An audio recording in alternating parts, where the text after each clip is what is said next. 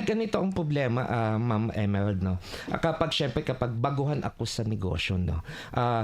Paano ba malalaman natin na kailangan ko na pala itong mga Yan, automation oo. na to, di ba? Yung iba sinasabi, ay maliit pa lang ako, hindi ko Oo naman nga, kailangan oo. yan. Tama. Pero of course, nasa panahon na tayo ng digital age.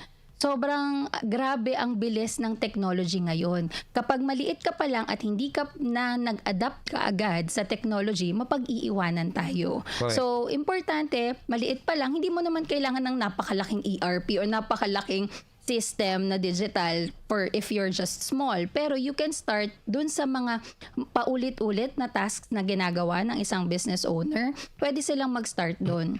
For example, ngayon, ang daming nauuso, di ba, yung mga marketing, di ba, yung mga AI, mga ganyan. So, they can start from there, especially if small business pa lang sila. Hindi naman kailangang buo na kaagad yung system nila. Pwedeng pa konti-konti muna.